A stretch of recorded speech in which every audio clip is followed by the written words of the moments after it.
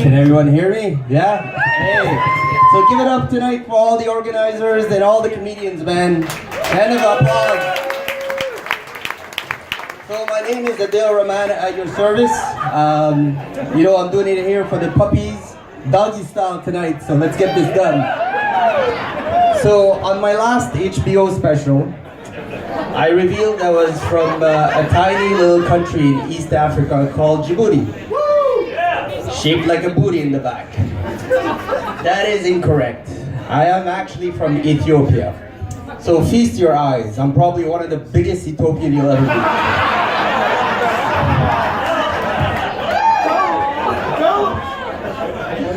But one thing about this is that you go in certain area of the world and they breed a certain type of people in person. Like, in old Greece, the Spartans would breed warriors. In Asia, they breed like bad drivers. Do you know what Ethiopians are known for? Anybody has an idea? That's right. Long distance runners. Marathon. That's what we like. We like to run. We have it in our DNA. Actually, not that DNA because, God spent a little more time on me, And I left Africa, I was weighing 80 pounds. I came to Canada and I got introduced to this thing called food. So that worked very well for me. But yeah, that's what we do, we fix our problem in Ethiopia, we run. Most country will go to war, we start running. You two will fight, hey, I'll see you guys later. We have some relation problem. I want to talk. Run out. So even in World War II, and that is true, Ethiopia got invaded by the Italians. Sorry, Joe, I don't know where he is. So we got invaded by the Italians, and how do you think we beat them? By running out of the battlefield so the British can bomb them. That's what happened. So I'm telling you, this is in our DNA. We love running. We love Forrest Gump, but we hate Lieutenant Dan. So we're all about being part of it.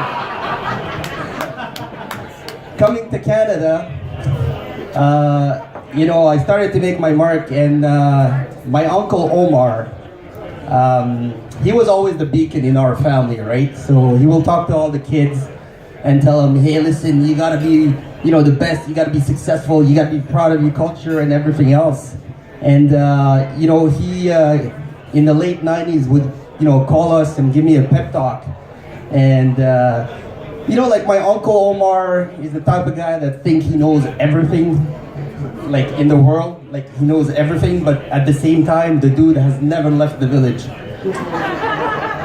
So he would call and he would say, Adel, Habibi, how are you? Listen, you have to work hard when you're in Canada. You have to be successful. You have to be the best. Always practice the best. Practice bestiality. Now, to be fair, I had no idea what bestiality was. I was, under the impression, and he was under the impression that bestiality was about the art or the practice of doing your best every day. He'll be like, specialty, bestiality. And I'm like, okay, I got this, Uncle. Oh, don't worry about it. So I found out what bestiality was. Sorry, puppies.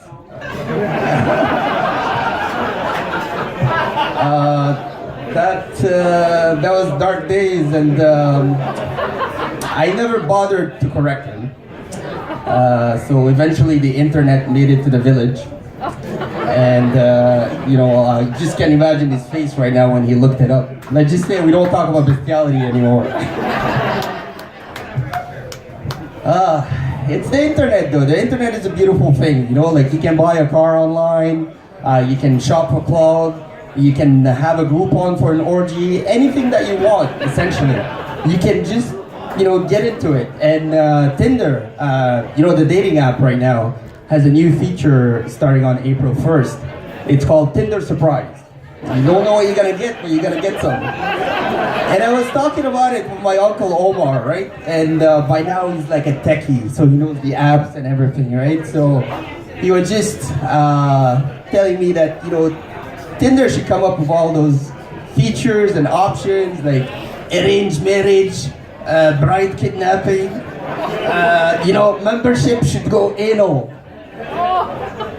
I think you mean annual, uncle. That's what I said, anal.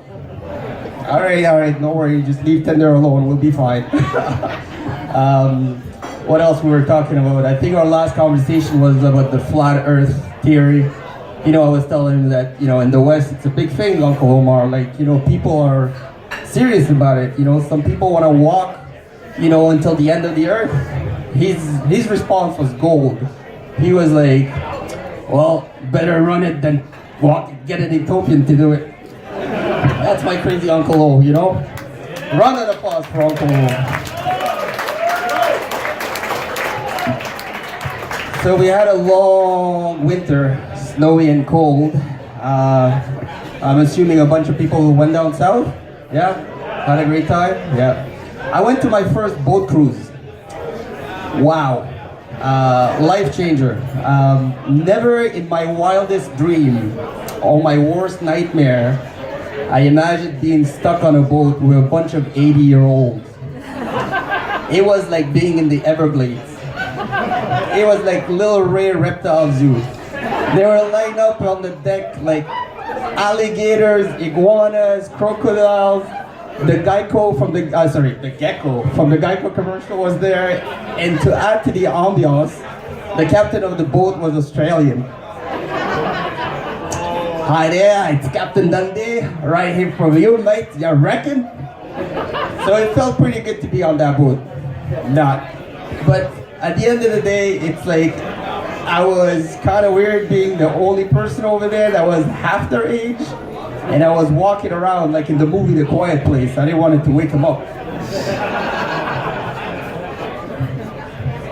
But listen, we all do have grandparents that we love and cherish, but I don't want to spend a week in Jurassic Park. That's not my intention. So, it marked me for sure. And what do you think would happen if there was a zombie outbreak on that boat? Nothing will happen. I'll survive. I mean, zombies are already slow, already to walk, and imagine with stretchers and no dentures. I'll be okay. I'll be okay. I'll be able to be sipping pina coladas and having a lot of fun. Perfect, guys. Thank you very much for giving me the time. Thank you so much. All right, folks.